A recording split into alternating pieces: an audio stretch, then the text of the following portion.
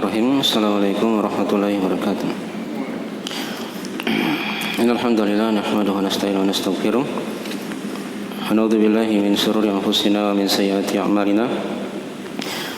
May yahdihillahu fala mudilla lahu wa may yudlil fala hadiya lahu. Asyhadu an la ilaha illallah wahdahu la syarika lahu wa asyhadu anna Muhammadan abduhu wa rasuluh sallallahu alaihi wa alihi washabihi wa man tabi'ahum bi ihsan ila yaumiddin amma ba'd. Fa asdaqal hadithi kitabullah wa khairal hadi hadi Muhammadin sallallahu alaihi wasallam. Wa syarrul umuri muhdatsatuha fa inna kulla muhdatsatin bid'ah wa kulla bid'atin dhalalah wa kulla dhalalatin finnar. Ma'asyiral ikhwani fillah rahimani wa rahimakumullah. Pada malam ini kita akan lanjutkan dari pembahasan kitab Ma'na la ilaha illallah karya Syekh Muhammad bin Abdul Wahhab bin Sulaiman At-Tamimi An-Najri rahimahullahu taala. Tapi ini sesi yang ke-11 ya dari pembahasan buku ini. Tapi kita sekarang berada di pembahasan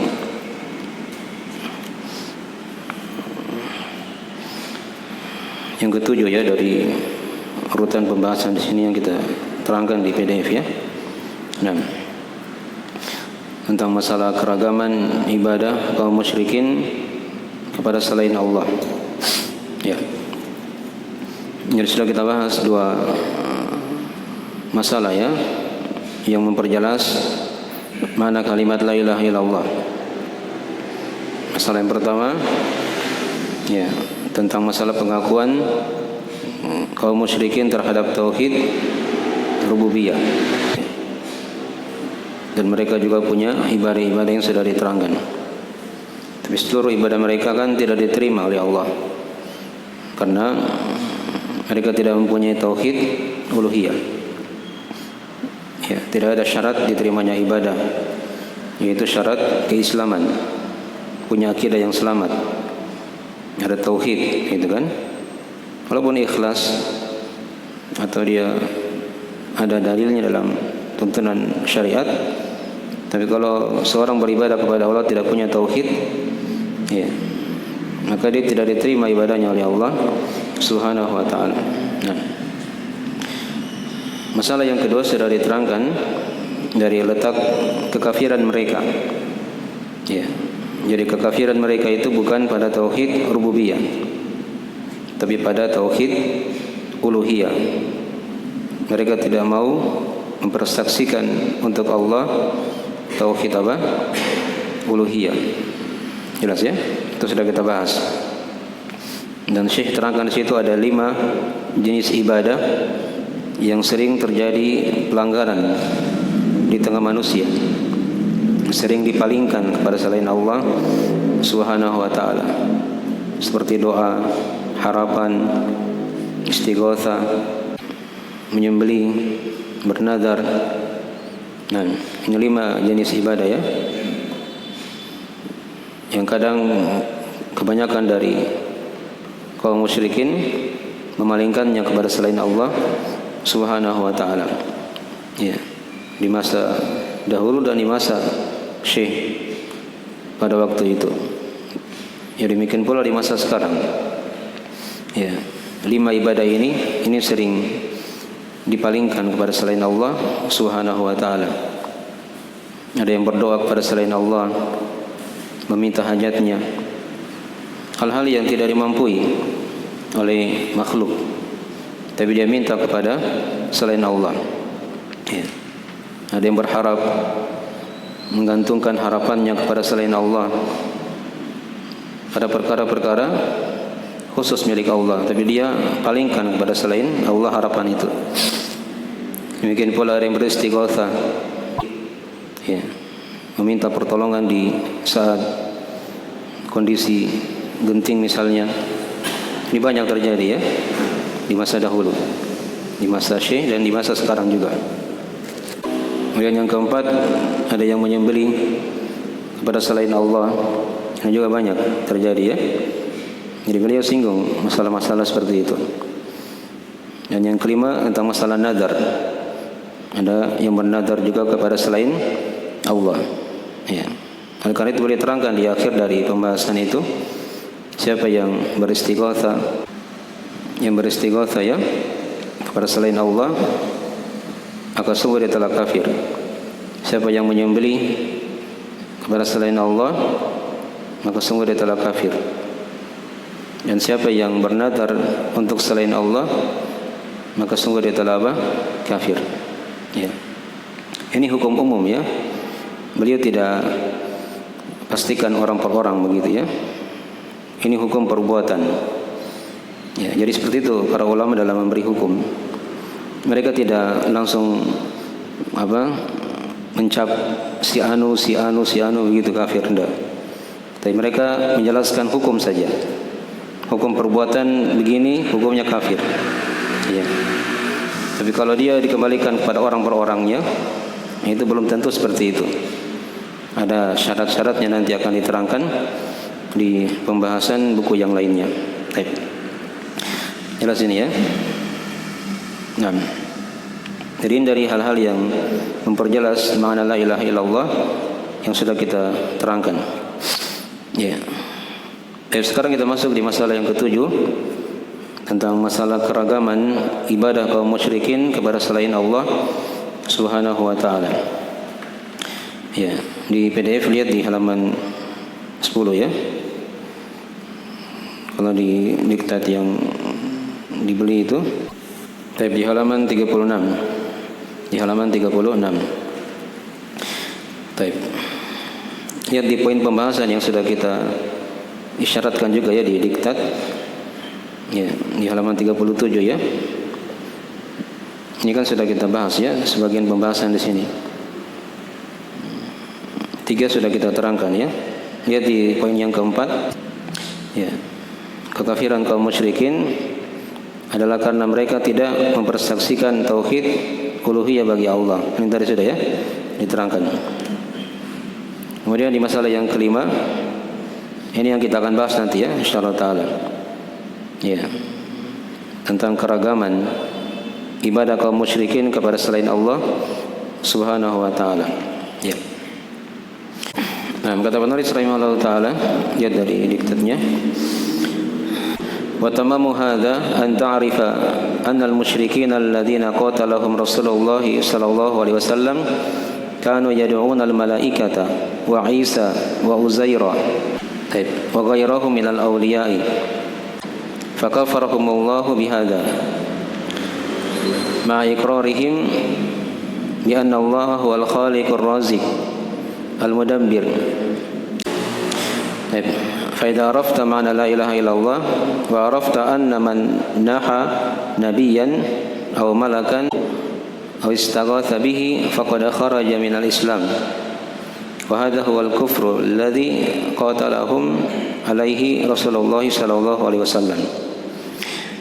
Ini dari pembahasan yang kita akan terangkan.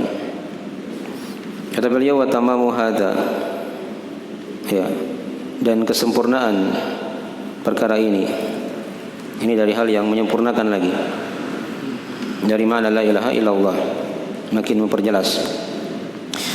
Nah, antarifa anal musyrikin alladzina qatalahum Rasulullah sallallahu alaihi wasallam kanu yad'una al malaika wa Isa wa Uzaira wa ghairahum minal awliya. Baik. Engkau mengetahui bahwasanya kaum musyrikin yang Rasulullah SAW memerangi mereka itu ya berdoa, beribadah ya kepada para malaikat, kepada Nabi Isa dan kepada Uzair serta selain dari mereka, dari para wali. Nah, di cetakan lain dikatakan di situ kanu yad'una as-salihina mislal malaikati wa Isa wa Uzair. Ya. Itu mereka berdoa, beribadah kepada orang-orang soleh seperti malaikat, ya, Isa dan Uzair. Nah. Dan selainnya dari para wali. Fakafarahumullahu bihadza. maka Allah mengkafirkan mereka karena sebab perkara ini. Ya, di cetakan lain dikatakan fakafaru bihadza ma'a iqrarihim bi anna Allah huwal khaliqur raziqul mudabbir. Ya, bersama dengan pengakuan mereka bahwasanya Allah adalah yang Maha Mencipta, Maha Memberi rezeki dan Maha Mengatur. Fa idza arafta ma la ilaha illallah, di cetakan lain dikatakan fa idza arafta hadza arafta ma la ilaha illallah. Ya. Jika kamu telah mengetahui perkara ini, maka engkau akan mengetahui, memahami akan mana la ilaha illallah. Ya. Wa arafta anna man naha nabiyyan aw malakan aw istaghatha bihi faqad kharaja minal Islam. Ya. Dan engkau akan mengetahui bahwasanya siapa yang meminta pertolongan kepada nabi.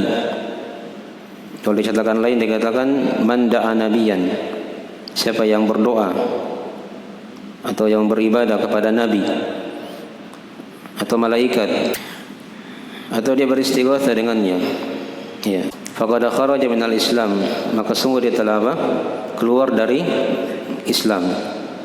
Ya, wa hadza huwal kufru alladhi qatalahum alaihi Rasulullah sallallahu alaihi wasallam.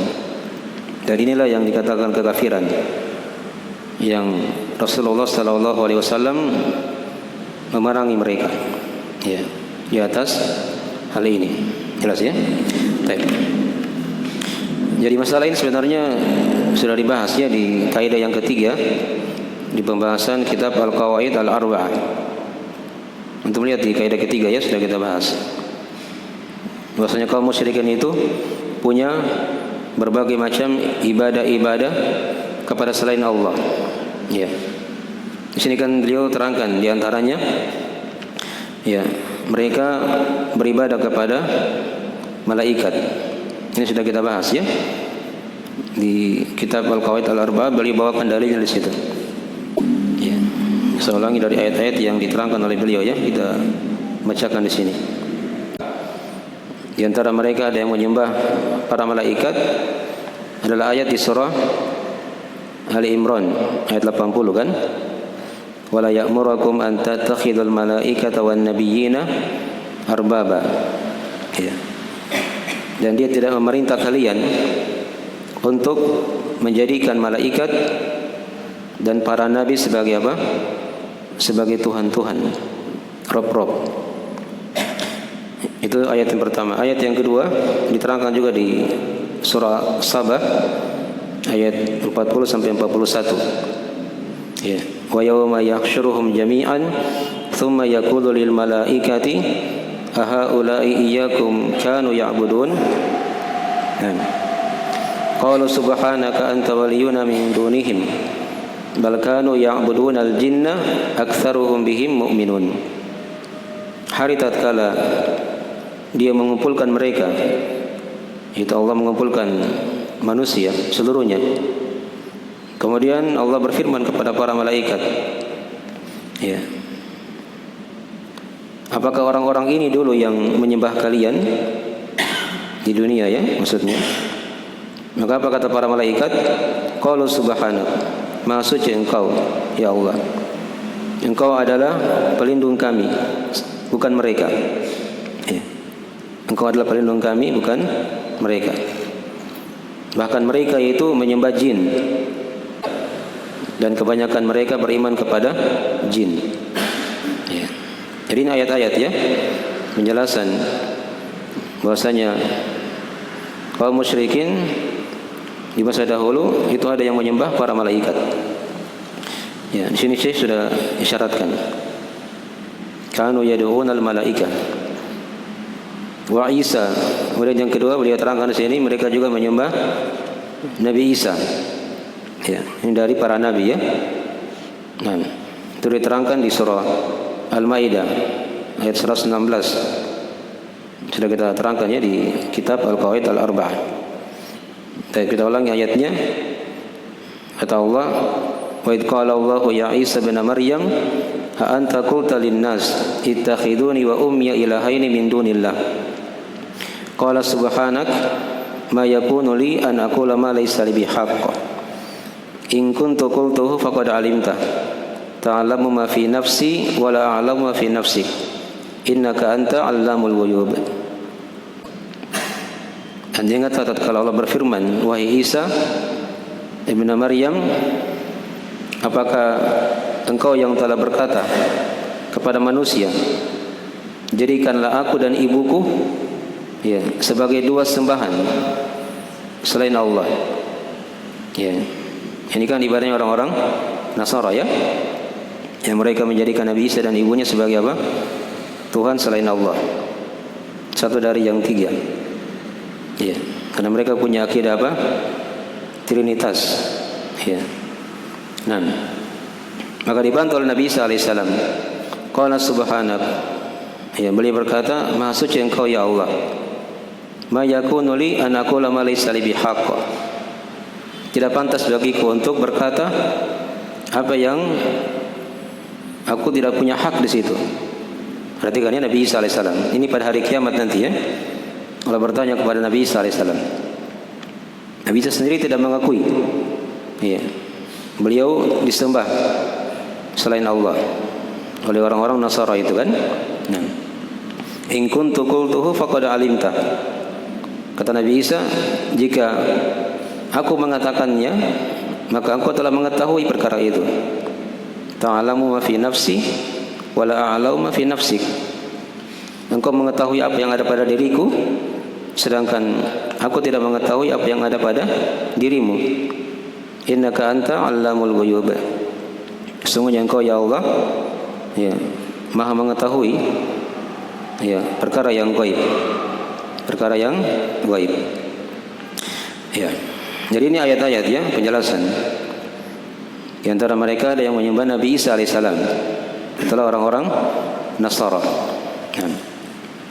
Kemudian yang ketiga boleh terangkan di situ Uzair. Iya.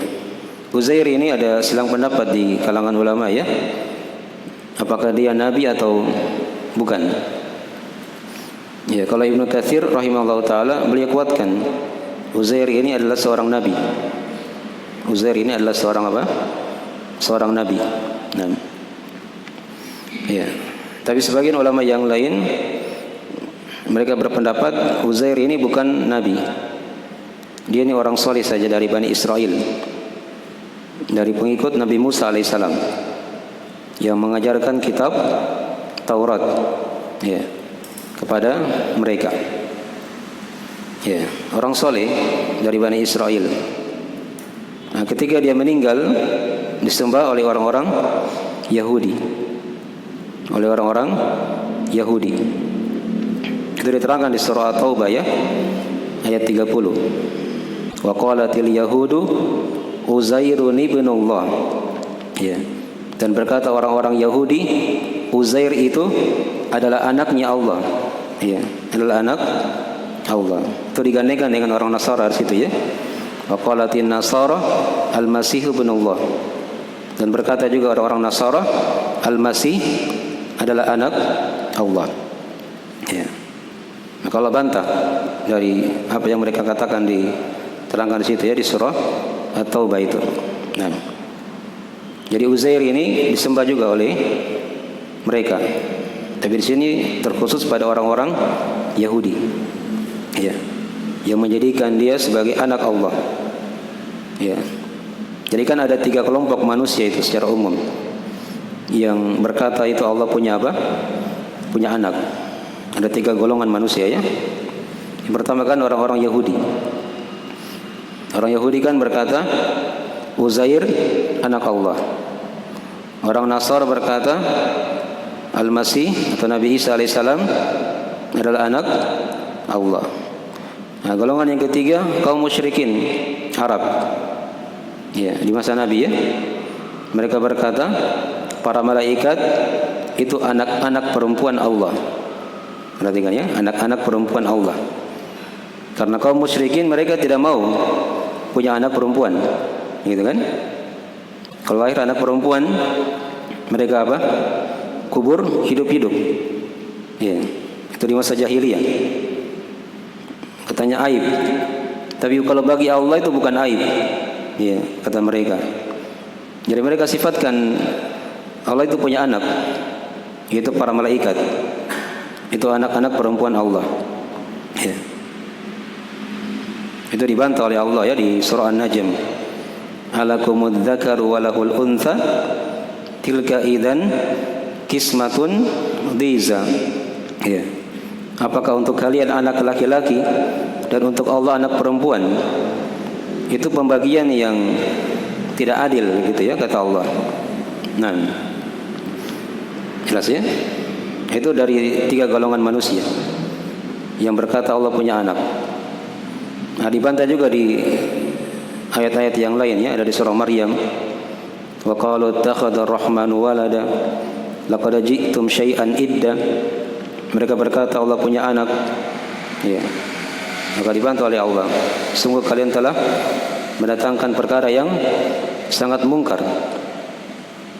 Ya, dibantah juga di ayat yang lain di surah Al-Ikhlas kan, satu surah penuh menjelaskan tentang tauhid. Ya. Qul huwallahu ahad, Allahus samad, lam yalid wa lam yulad wa lam yakul lahu kufuwan ahad. Ya, katakanlah Dialah Allah yang Maha Satu, Maha Esa. Allahus Samad. Dialah Allah yang bergantung kembali kepadanya seluruh hajat makhluk ini. Lam yalid wa lam yulad. Dan dialah Allah yang tidak beranak, tidak juga diperanakan, dibantah semuanya. Ya, wa lam yakul lahu kufuwan ahad. Dan tidak ada yang sekufu, yang sebanding, yang setara ya, seorang pun dari makhluk ini dengan Allah Subhanahu wa taala. Jelas ya? Baik. Itu ayat-ayat ya yang membantah dari kaum musyrikin yang berkata Allah punya anak. Ada di surah An-Najm, ada di surah Maryam tadi, ada juga di surah apa? Al-Ikhlas. Ya, itu untuk hafal ya ayat-ayat seperti itu. Itu sering berlalu kadang sebagai dalil-dalil yang perkuat dari akidah. Nah, jadi di sini Syekh sebutkan ya ada 3 ibadah mereka kepada selain Allah. Mereka menyembah malaikat, mereka menyembah Nabi Isa, dan juga mereka menyembah Uzair dan selainnya dari para wali. Ya. Di kitab Al-Qawaid Al-Arba sudah kita bahas juga. Ada ibadah-ibadah mereka juga yang lain. Siapa yang bisa sebutkan di sini? Yang belum disebutkan oleh Syekh di buku yang kita bahas sekarang. Sudah ada tadi malaikat, Nabi Isa, Uzair. Apalagi yang mereka sembah? Hah? Ya, mereka menyembah bebatuan. Ya. Apalagi? Ya, mereka sembah.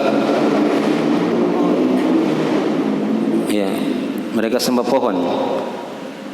Ya, apalagi yang mereka sembah?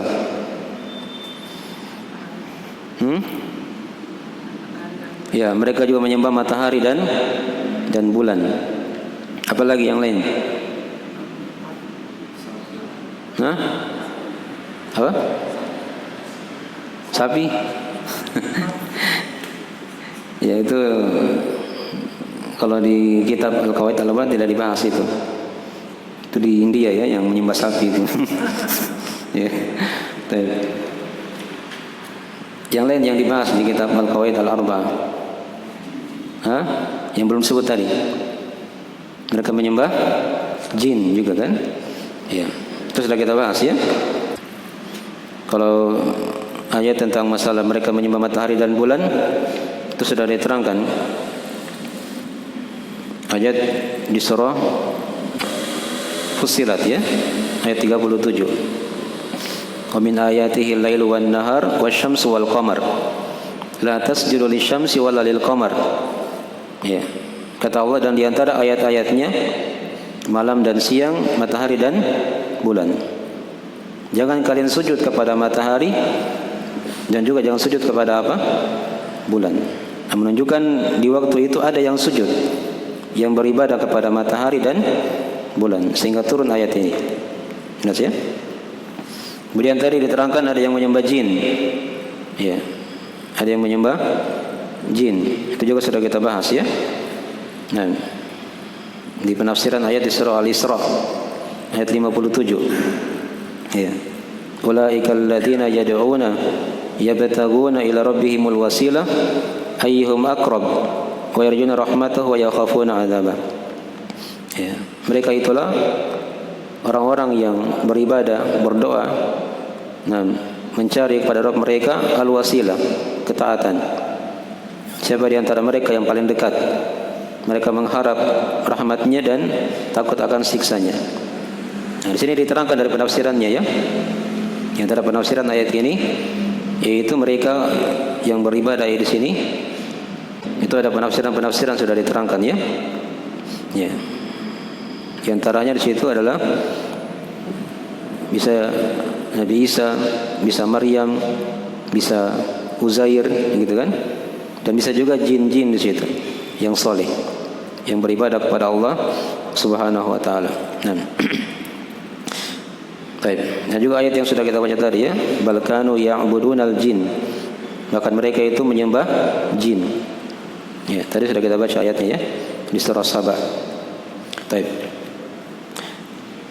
Kemudian tadi disebutkan di antara mereka ada yang menyembah bebatuan dan pepohonan. Itu diterangkan di surah An-Najm. Ya, diterangkan di surah apa? An-Najm. Afara'aitumul Lata wal Uzza wa Manata tsalitsatal ukhra. Ya, apakah pantas Lata wal Uzza ya, dan Manah sebagai sembahan yang ketiga yang lainnya? Dipahami ya? Di surah An-Najm ayat 19 sampai 20. Ya. Lat sudah diterangkan ya, ini berhala. Ya, batu. Kalau Uzza apa? Pohon. Ya. Mana sama juga batu, berhala. Ya. Lat ini ada dua penafsiran ya, sudah diterangkan. Ada yang mengatakan dia berhala, ada yang mengatakan dia ini kuburan orang soleh yang bernama Latta. Ya. Di masa dahulu dia punya banyak kebaikan-kebaikan. Ketika dia meninggal disembah oleh kaum musyrikin. Ya. Jadi ini dalil juga ya di antara mereka ada yang menyembah kuburan. Ya, menyembah kuburan orang-orang soleh. Ini dari beragam dari macam-macam ibadah kaum musyrikin kepada selain Allah Subhanahu wa taala yang sudah kita bahas di kitab Al-Qawaid Al-Arba'ah. Di sini Syekh hanya sebutkan sebagian saja karena sudah dibahas ya di buku itu. Nah, baik. Kata beliau dan selainnya dari para wali. Ya. Para wali itu banyak orang-orang soleh tadi ya yang sudah dibahas. Bisa juga dari jin-jin yang soleh yang mereka sembah. Ya. Ya, fakaffarhumullahu bihada. Nah. Maka Allah mengkafirkan mereka dengan perkara itu. Ya. Jadi kaum musyrikin kan sudah kita bahas. Jadi mereka ini beribadah kepada selain Allah. Ya, itu dalam bentuk menjadikan perantara antara mereka dengan Allah Subhanahu wa taala. Ingatkan mereka menyembah malaikat, mereka menyembah Nabi Isa, mereka menyembah Uzair. Itu sebagai perantara-perantara saja itu. Sudah kita bahas ya. Tujuannya kan mencari apa? Mencari kedekatan dan mencari syafaat. Ya. Yang mereka sembah juga di situ dari makhluk-makhluk yang baik-baik semua. Malaikat, Nabi Isa, Uzair, matahari dan bulan, ya, jin-jin. Dulu di Mekah itu kan ada batu yang memberi salam kepada Nabi sallallahu alaihi wasallam sebelum beliau diangkat menjadi nabi dan rasul. Pohon juga seperti itu. Paham ya? Nah. Jelas ya? Itu yang sudah kita bahas juga di perbedaan antara kaum musyrikin di masa dahulu dan kaum musyrikin di masa sekarang. Kalau kaum musyrikin di masa dahulu itu mereka menyembah makhluk-makhluk yang tidak dikenal padanya ada apa? Ada kejelekan. Ya. Beda dengan kaum musyrikin di masa sekarang. Ya. Kalau sekarang itu sembarang disembah. Ya. Yang baik pun disembah, yang jelek juga apa? disembah. Ya. Sampai orang-orang yang di masa hidupnya dia bukan orang yang soleh, ketika dia meninggal disembah juga. Ya. Dimintai di kuburnya. Diminta-minta di mana? Di kuburnya. Ya. Ada orang gila itu kan yang tersebar itu. Ya, masih hidup dia gila. Ya. Itu dipuja-puja oleh kaum musyrikin di masa sekarang. Ya. Diminta, katanya wali. Katanya apa? Wali. Ya. Kalau orang gila. Kalau kaum musyrikin masa lalu tidak ada yang menyembah orang gila. Tidak ada yang puja-puja orang-orang gila seperti itu. Dipaham ya? Itu perbedaan kesyirikan di masa dahulu dan kesyirikan di masa sekarang. Bahkan ada kadang kuburan yang tidak ada isinya, mereka sembah juga di situ. Ya, setelah digali, tidak ada orang di situ yang dikubur. Dipahami ya? Itu kejahilannya kaum musyrikin di masa sekarang. Ya. Tapi semuanya dikafirkan ya. Ya. Nabi SAW ketika itu mengkafirkan mereka. Padahal mereka ini punya banyak sembahan selain Allah Subhanahu wa taala. Nabi tidak membeda-bedakan mereka. Semuanya diperangi. Ya, semuanya diperangi oleh Rasulullah sallallahu alaihi wasallam. Ma iqrarihim bi anna Allah huwal khaliqur raziqul mudabbir. Bersama dengan pengakuan mereka bahwasanya Allah itu yang Maha mencipta, Maha memberi rezeki dan Maha apa? Mengatur. Ini kan sudah kita bahas di pembahasan sebelumnya juga ya. Di kitab Al-Qawaid juga sudah kita terangkan. Jadi kaum musyrikin mereka menetapkan tauhid rububiyah.